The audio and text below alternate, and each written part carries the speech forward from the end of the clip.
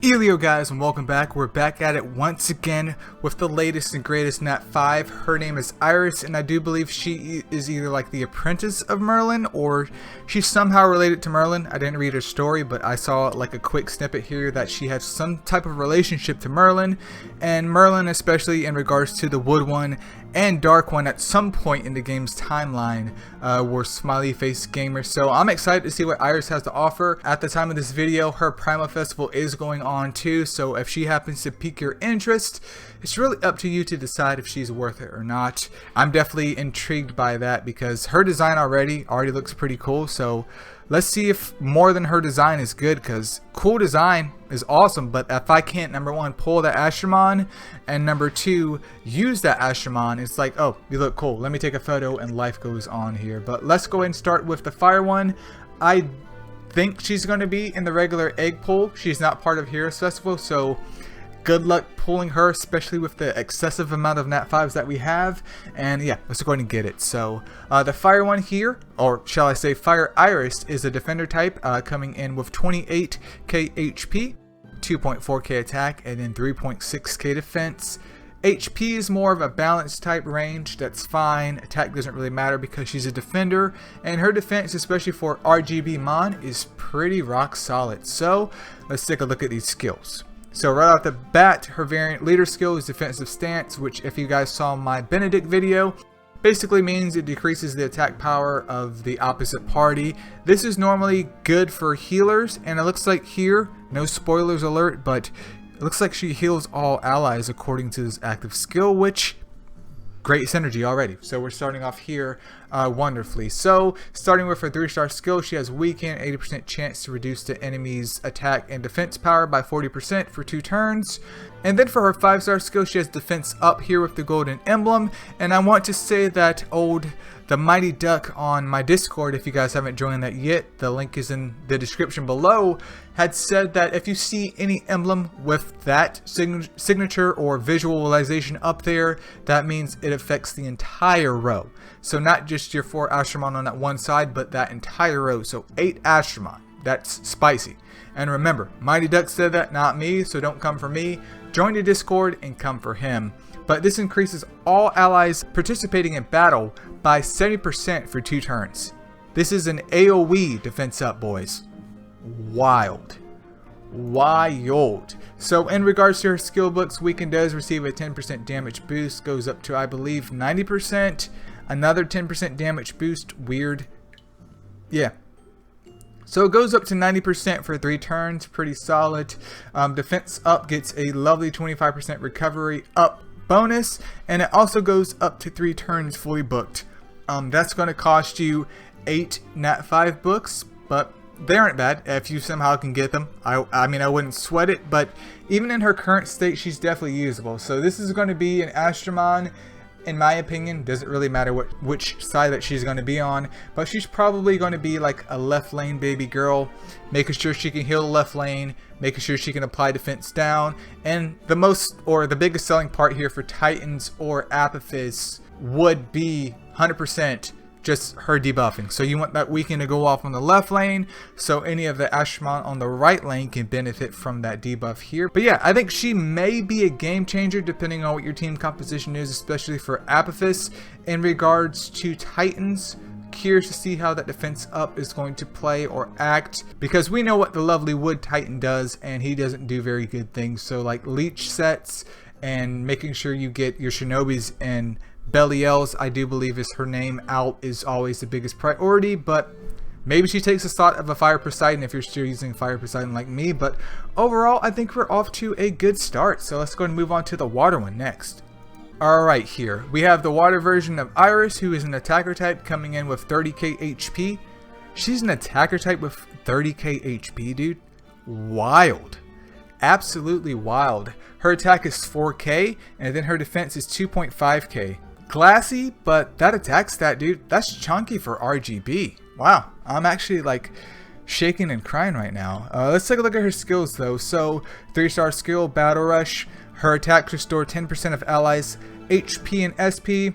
My take on Battle Rush is it works depending on whatever team composition that you have, but I much prefer like a self morale boost just because you get her 5-star skill off faster.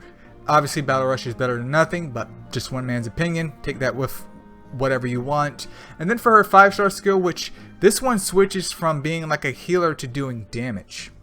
That normally never happens. Like usually when an Ashramon is like assigned a certain, not code, but like certain skills, they all follow the same, you know, I guess same way that they do damage. Like if they're going to be an AoE mon that does damage, they're going to be an AoE mon that does damage. If they're going to be a healer, they're a healer. So it's kind of bizarre seeing her swap like that. Anyways though, her 5-star skill is Predator, which increases damage by 50%. Standard wave clear, I mean we have plenty of those. You have access to Fire Draka if you literally just began the game.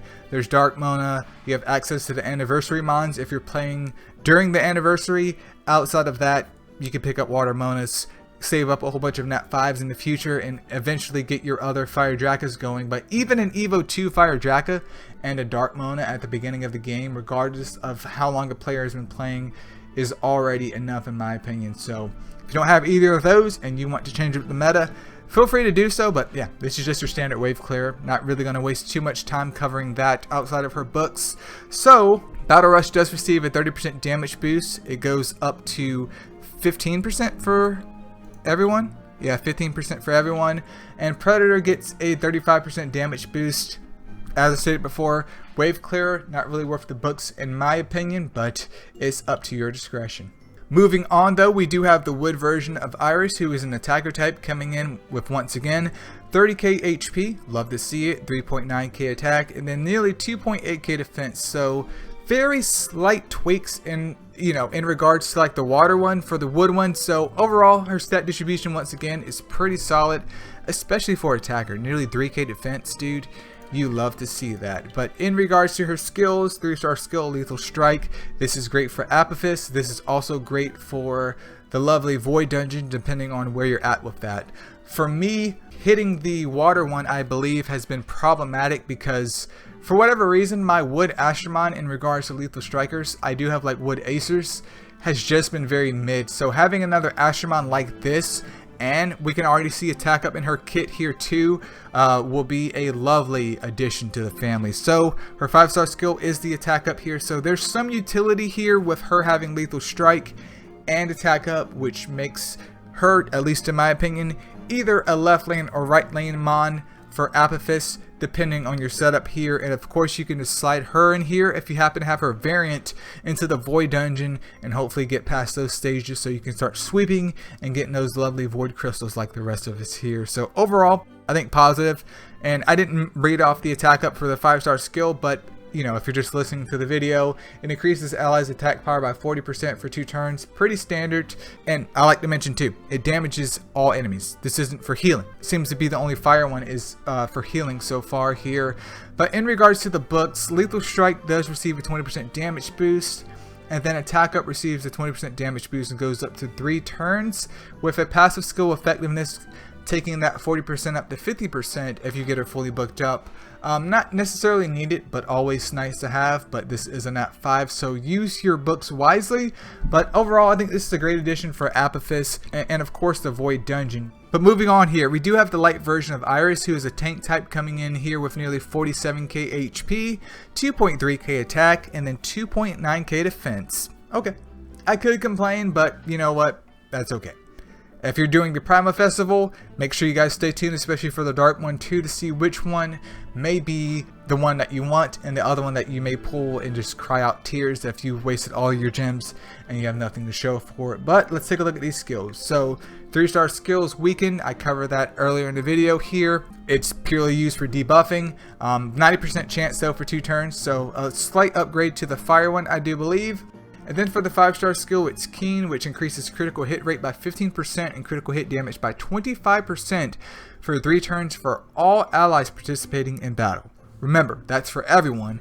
And also remember, she does not heal. This is purely for damage. So I'm really not sure how I feel about that. Like, I think Keen definitely has potential here, but if she's damaging stuff, I have to give up a slot and basically, I don't know. It has me slightly intrigued, but not enough to pull the trigger, at least for the light one. The weaken's great, like I said before, I covered with that. Definitely a left lane mon, but the damaging enemies doesn't really heal, kind of hurts her utility slightly. But anyways, taking a look at her books, Weaken comes in with a 15% damage boost, and it goes up to 100% for 3 turns, I do believe. Yeah, books aren't really necessary. And then Keen receives a 25% damage boost and goes up to, what was that, 4 turns? I mean, once again, that's cool. It's just utility wise, I do wish she healed instead, but it is what it is. Alright, and then last but not least here, we do have the dark version of Aris, who is an attacker type. Keep in mind the dark version Astromons have higher crit damage, so that's always nice to have, especially if they are an attacker type like this baby girl. She's coming in with 31k HP, love to see it, 4k attack, and nearly 2.8k defense. This right here is like the cream of the crop in terms of dark Astromon, dark Nat 5 Astromon who are attacker types. Plenty of HP on her, defense is nice and fair, and her attack, especially with that built-in crit damage, is chef's kiss. But let's take a look at these skills. So 3-star skill, Lethal Strike. That sounds like Dark Midsummer Miho. And then for the 5-star skill, it's going to be Defense Up, which covers, as I stated before, everybody. Now, she does not heal, as stated before. Only the fire one heals. God knows why they chose to do that here, but I like where this is going. In this case, it is a similar problem as the light one, but with Lethal Strike having that utility, it doesn't seem as wasteful with that defense up. I am actually okay with the dark one. Like, if I pulled her for the Primal Festival, your boy wouldn't be mad at all. While I may or may not use her in the Void Dungeon, because if you're lucky, or if you're smart, shall I say, and you have like a light or dark Okeanos, I think even the water one to a certain degree could be useful, would be optimal. This wouldn't be a bad idea either. You just need like another attack up mon to go with that Void Dungeon group here, but this is mainly for Apophis, I would say.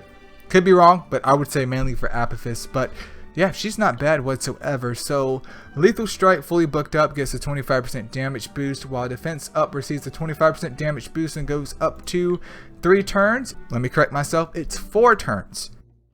She doesn't need books. Or if you really like her that much, pray to the gods that you get all the books in the left lane and just move on with your life. But yeah, she's not super overwhelming, but I will say that overall kit wise, I am impressed not only with her design, but her possible utility going forward for both the Void Dungeon and also Apophis. This is mainly just an Apophis mon, but let's go and end the video here and place these Astromon where they belong from one random man on the internet. So keep in mind, I'm a professional, but this is unlicensed advice. So starting with the fire one here, I would honestly put her either A or S tier because she is RGB, which makes her a little bit less usable across the board or universal. I would say that in my opinion she's probably going to be like high A tier just because she can heal, weaken, and defense up, and that leader skill. Actually, yeah, I'm wrong you guys. I'll put her on S tier. She's S tier, somewhere S tier. In regards to the water one, this is nothing new, extraordinary, or anything like that. I'm just going to put her in the B tier. Not bad, but not good. Just not worth the investment with other wave clearers out there existing. And newer players literally having access to Dark Mona and Fire Jacket like right off the start. Like, what are we going to do with this? What? In regards to the wood one here, Lethal Strike and Attack Up, this is a useful or more useful version of Wood Acer, and also that variant leader skill is also very helpful in my opinion here. I think to take her over the edge, double Lethal Strike would be nice, but we can't have everything, and I think maybe Serial has that, but she's balanced if I recall correctly here. But anyways, I would say this one's probably going to be A tier.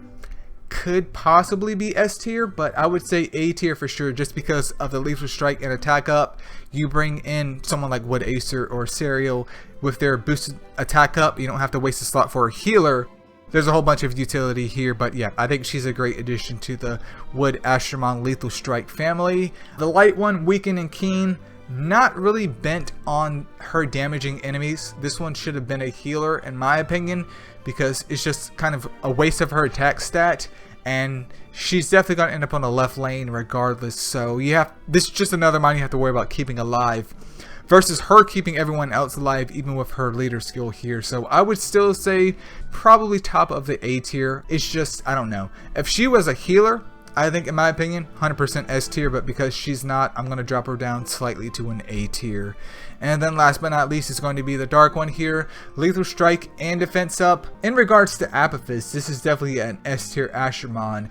In regards to the Void Dungeon, I would say A tier instead. So hell, I can do what I want here. I'll put her in between S and A, and that's pretty much it, you guys. Like, she is useful. I love her leader skill. I love that she has Lethal Strike and Defense Up here, but of course double Lethal Strike would have been amazing. But yeah, that is Iris. Hopefully you guys have some good luck pulling her if you decide to go that route. I'm kind of skeptical because I do want to pull for her, but I'm also scared that they'll immediately turn around and be like, hey look, Okeanos is back, and then I have 0 gems.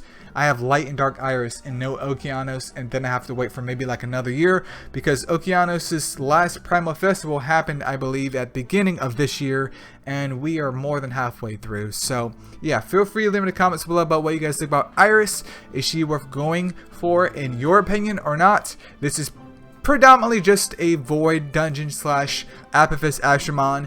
If you're already clearing out the Void Dungeon and you don't really care about Apophis, I would just skip her. But if you're interested in both and kind of need some of these Ashermons to fill in those missing slots to get to stage 5 or stage 6 of the Void Dungeon, highly recommend picking up one of these. But yeah, that's pretty much it, you guys. See ya.